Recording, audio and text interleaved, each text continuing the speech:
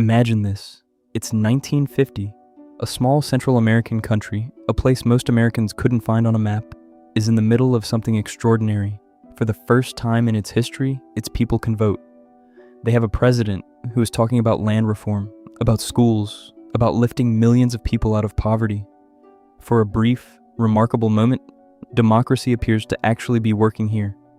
4 years later, that same country is run by a military dictator. Its unions are banned. Its farmland has been handed back to a foreign corporation. And a civil war is beginning that will last 36 years and kill over 200,000 people, the vast majority of them indigenous Mayan civilians. None of it had to happen, and the reason it did has almost nothing to do with communism and almost everything to do with bananas. To understand what was destroyed in Guatemala, you first have to understand what was built. For most of the early 20th century, Guatemala was ruled by the kind of men Washington liked. Jorge Ubico, who governed from 1931 to 1944, was one of the most brutal dictators in the country's history. He used vagrancy laws to force indigenous Guatemalans into unpaid labor on large plantations. He had political opponents tortured and killed. And he was extraordinarily generous to foreign corporations, particularly the Boston-based United Fruit Company, which he granted sweeping tax exemptions and hundreds of thousands of acres of land in exchange for what amounted to unconditional loyalty. But in October 1944, something remarkable happened. A coalition of students, workers, and junior military officers rose up and overthrew Ubico in what became known as the October Revolution. It wasn't a communist uprising, it was a democratic one, inspired, according to many of the people who led it, by the anti-fascist ideals of World War II. If democracy was worth fighting for in Europe, they reasoned, it was worth fighting for at home. The country held its first ever free elections, and Guatemalans chose as their president Juan José Arevalo, a philosophy professor who had spent years in exile and who ran on a platform he called spiritual socialism. His vision was simple, a Guatemala that served Guatemalans, not foreign corporations. He built schools, legalized labor unions, established an 8-hour workday, and created the country's first social security system. For a country where 80% of people lived in poverty, where more than 70% couldn't read or write, and where the average life expectancy was just 35 years, these were not small things. They were, for many people, a first glimpse of what a government could actually be. When Arevalo's term ended in 1951, another election was held. The winner was a young military officer named Jacobo Arbenz Guzman. And Arbenz had even bigger ideas because he had looked closely at Guatemala's economy and understood something that powerful people really didn't want anyone to say out loud. Guatemala's poverty wasn't an accident, it was a design. More than 70% of all farmable land in the country was controlled by just 3% of the population, most of them foreign landowners. And the largest foreign landowner of all was the United Fruit Company, which controlled hundreds of thousands of acres of Guatemalan soil, much of it sitting idle and unfarmed. While ordinary Guatemalans starved, United Fruit was sitting on land it wasn't even using. Arbenz had a plan to fix that, and it was the plan that would get him destroyed. Before we get to what Arbenz did, you need to understand exactly who he was up against, because the United Fruit Company wasn't just a corporation. It was, in many ways, a parallel state. At its peak, United Fruit controlled virtually every major piece of Guatemala's infrastructure. It owned the country's only railroad network. It controlled the main Atlantic port. It operated its own telegraph and communications lines. It had its own private police force. And it negotiated with Guatemalan governments not as a business partner, but as a sovereign power, dictating terms, paying officials, and operating with near total immunity from taxation. In fact, bribery was so routine that United Fruit had managed to get half the government on its payroll. The company had been building this empire since the late 1800s, when its founders recognized that Guatemala's volcanic soil and tropical climate were ideal for growing bananas at massive scale. Successive Guatemalan dictators had been happy to accommodate them, accepting bribes, land deals, and under-the-table agreements in exchange for cooperation. The arrangement was mutually beneficial for those at the top. For everyone else, it was something closer to feudalism. This is actually where the term banana republic comes from. not a generic insult for poor countries, a specific reference to the United Fruit Company's domination of corrupt Central American governments. The company had given that phrase to the English language, and most people using it today have no idea. United Fruit was not shy about protecting its position. It employed some of the most sophisticated lobbying and public relations operations of its era. In the late 1940s, it hired a man named Edward Bernays, Sigmund Freud's nephew, and the man widely credited as the father of modern public relations, to manage its image and political interests in Washington. Bernays had previously convinced American women that cigarettes were symbols of liberation, and persuaded the American public that a heavy bacon and eggs breakfast was the healthy choice. Now he turned those same techniques toward a much larger target: the government of a sovereign nation. In June 1952, Arbenz signed Agrarian Reform Law Decree 900. The idea behind it was straightforward and, by almost any objective measure, reasonable. Uncultivated land owned by large landholders would be purchased by the government and redistributed to landless peasants who would actually farm it. Compensation would be based on each landowner's own declared tax value of the property. Fair by definition, since the landowners had set the price themselves. Over the next 2 years, the government distributed land to more than 100,000 peasant families. It was the largest and most successful land reform program in Guatemalan history. The people who received land had never owned anything in their lives. United Fruit, however, was not celebrating. The company stood to lose roughly 400,000 acres under the new law. Land that, it's worth emphasizing, it wasn't even farming. The Guatemalan government offered $1.2 million in compensation, a figure calculated directly from United Fruit's own tax declarations. The company, which for years had wildly undervalued its land to avoid taxation, suddenly claimed it was worth $16 million. Arbenz refused, and in doing so, he unknowingly set off a chain of events that would end his presidency, destroy his country's democracy, and send a generation of Guatemalans to their deaths. United Fruit went to Washington, and Washington, it turned out, was already listening. Bernays' strategy was elegant in its cynicism. The American public wouldn't care about a fruit company's land dispute in a country most of them had never thought about, but they would care, deeply, viscerally, in the heart of the Cold War, about communism spreading to the Western Hemisphere. So that's the story Bernays told them. He set up a sophisticated media operation that fed sympathetic narratives to major American outlets. He flew journalists from the New York Times, Time Magazine, Newsweek, and the Washington Post to Guatemala, all expenses paid by United Fruit, and carefully managed what they saw and who they spoke to. He produced propaganda films, including one memorably titled, "Why the Kremlin Hates Bananas." He arranged congressional briefings. He sent weekly newsletters to 250 journalists framing Arbenz as a Soviet puppet. He had a Tulane University-funded research institute lend academic credibility to his talking points. The result was a media environment in which the same story appeared over and over in outlet after outlet. Guatemala was falling to communism. Arbenz was a Soviet asset. American interests and American security were under threat. Not a single major article mentioned that no member of the Guatemalan Communist Party held any official government position. Not one noted that the majority of Arbenz's cabinet was actively anti-communist. The narrative had been set, and it stuck. But the propaganda machine didn't stop at the newspapers. The CIA had its own role to play, a covert radio station called the Voice of Liberation, operated by a CIA officer named Howard Hunt, who would later achieve notoriety as one of the Watergate burglars, broadcast fabricated news reports across Guatemala. It spread lies about Arbenz and his wife, accused them of being Soviet agents and antichrists, and manufactured a creeping sense of chaos and inevitable defeat. The goal wasn't to inform, it was to break the resolve of the Guatemalan military before a single shot was fired. The question is, who in Washington was actually directing all of this? Because it turns out, the men with the most power to act on Guatemala were also the men with the most personal reason to want Arbenz gone. In early 1953, two brothers held two of the most powerful positions in the United States government. John Foster Dulles was Secretary of State. Allen Dulles was director of the CIA. Between them, they had more influence over American foreign policy than almost anyone else in Washington. Some said more than President Eisenhower himself.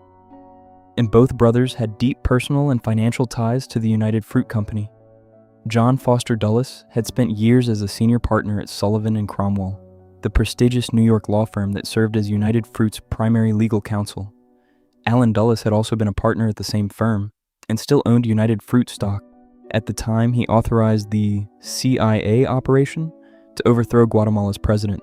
This wasn't a distant, theoretical conflict of interest.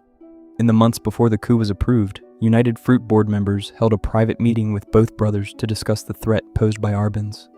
The Dulles brothers came away convinced, or chose to be convinced, that Guatemala represented a communist threat to hemisphere security. Eisenhower authorized Operation PB Success in August 1953. The budget was estimated at between $5 and $7 million.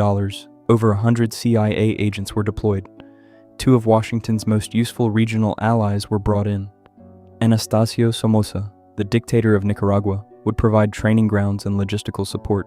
Rafael Trujillo, the dictator of the Dominican Republic, would supply weapons, funding, and trained gunmen. A Guatemalan exile named Carlos Castillo Armas was selected as the public face of the liberation, a man with almost no popular support in Guatemala, who would be installed as dictator the moment the operation succeeded. The planning that went into PBSU, CCESS was meticulous and chilling. The CIA compiled assassination lists of key Guatemalan government figures. Training manuals for political killing were drawn up. These were, according to historians, the CIA's first ever assassination manuals, and they would be reused in future covert operations for decades to come. A cable from January 1954 requested 20 silencers for .22 caliber rifles to be delivered in Honduras. A subsequent meeting discussed the potential elimination of 15 to 20 of Guatemala's top officials. An intelligence officer explicitly pushed for a roundup of communist leaders immediately following the coup. Whatever the public justification was, behind closed doors, no one was pretending this was going to be clean. On June 18, 1954, Carlos Castillo Armas crossed the border from Honduras into Guatemala with fewer than 200 men. This was not an army, it was barely a raiding party, and it showed. Within days, Armas's forces had stalled. They couldn't take the towns they needed. The Guatemalan military wasn't surrendering. At CIA headquarters, officers were in a near panic. At one point, Eisenhower was personally consulted and authorized the delivery of additional aircraft to keep the operation from collapsing entirely. But the real weapon was never the men on the ground. It was the voice of liberation. The CIA's radio broadcast went into overdrive. Fake reports described massive troop movements that weren't happening. Entire towns were claimed to have fallen when they hadn't. Military units were said to be defecting en masse. And in a self-fulfilling prophecy born of months of psychological pressure and CIA bribery, some of them began to. Guatemalan army officers started asking themselves whether the fight was worth it, if their commander was a Soviet stooge, if American power was aligned against them. If it was already over, why die for a lost cause? Arbenz turned to his military for support and found it quietly dissolving around him. Generals stopped returning his calls. The Air Force, which should have been his strongest asset, refused to fly. The psychological warfare campaign had done something that an invasion of 200 men never could. It had broken the will of the institution before a serious battle was even fought. On June 27, 1954, Jacobo Arbenz Guzman resigned. That night, he gave his final radio address. In it, he condemned the United States for what it had done to his country. He insisted, one last time, that he was not a communist, that his only crime had been trying to improve the lives of Guatemalan people. By morning, he was seeking asylum at the Mexican embassy. More than 9,000 people were arrested in the immediate aftermath.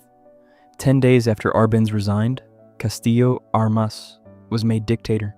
The United States immediately recognized his government and provided foreign aid. Armas wasted no time. He outlawed more than 500 trade unions. He returned over 1.5 million acres to United Fruit and other large landowners. He banned political parties and built a secret police. What the Dulles brothers had promised would be a brief, clean intervention had instead lit a fuse that would burn for 40 years. The Guatemalan Civil War began in 1960. 6 years after the coup, a group of left-wing military officers who had watched Arbenz's democratic government be dismantled launched a rebellion against the military regime that replaced it. What followed was the longest and bloodiest civil war in Central American history. 36 years of fighting that would not end until 1996. The violence that characterized the conflict was not the violence of two armies fighting each other. It was the violence of a state against its own people. Death squads operated openly. Unmarked vans patrolled city streets. Labor organizers, journalists, indigenous activists, Catholic priests, teachers. Anyone suspected of sympathizing with the left could be disappeared. Bodies turned up mutilated in public spaces, left as warnings. And those who dared ask questions risked meeting the same fate. But the worst was still to come. In 1982, a military officer named Efrain Rios Montt seized power in a coup. His 17 months in office would become the bloodiest period in Guatemalan history. Using a counterinsurgency strategy called Operation Sophia, Rios Montt ordered his military to treat the entire indigenous Maya population of the highland regions as enemy combatants. Elite military units known as Caibiles swept through hundreds of Mayan villages. They burned homes, poisoned water supplies, slaughtered livestock, and murdered thousands of children. Women were raped systematically. An estimated 100,000 cases documented as a deliberate weapon of war. Those who fled were hunted from helicopters. Over 600 villages were destroyed. In 17 months, an estimated 70,000 people were killed or disappeared. This period is now referred to as the Silent Holocaust, and it unfolded while the United States government was actively championing the man responsible for it. President Ronald Reagan met with Rios Montt in 1982 and publicly declared him a man of great personal integrity who was getting a bum rap on human rights. Reagan pushed Congress to lift sanctions and restore military aid to Guatemala. International human rights organizations were documenting mass atrocities. U.S. diplomats and intelligence officers in the country were reporting on them in private cables, and the Reagan administration championed Rios Montt anyway, because he was anti-communist and useful. By the time peace accords were signed in 1996, more than 200,000 people were dead. 83% of them were Maya. 93% of the human rights violations documented were committed by government forces. Forces that had been trained, funded, and politically protected by the United States for decades. In 1999, President Bill Clinton made a brief visit to Guatemala. He acknowledged that U.S. support for the country's violent military governments had been wrong. He did not formally apologize. No compensation has ever been paid to the families of victims.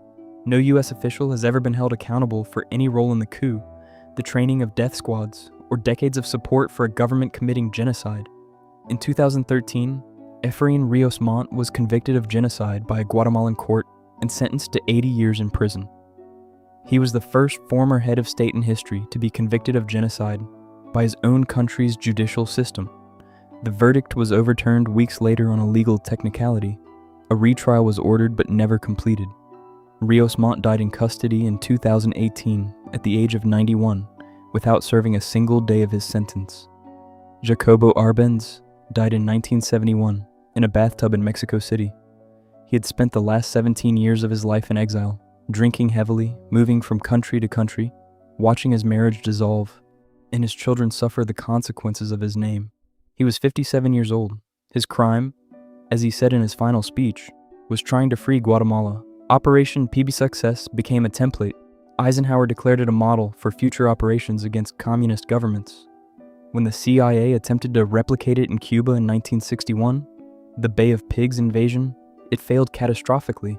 But the instinct it represented, that the US could and should overthrow governments it found inconvenient, using covert operations, propaganda, and proxy forces, shaped American foreign policy for decades. Iran, Chile, the Congo, Nicaragua. The Guatemalan playbook echoed through all of them.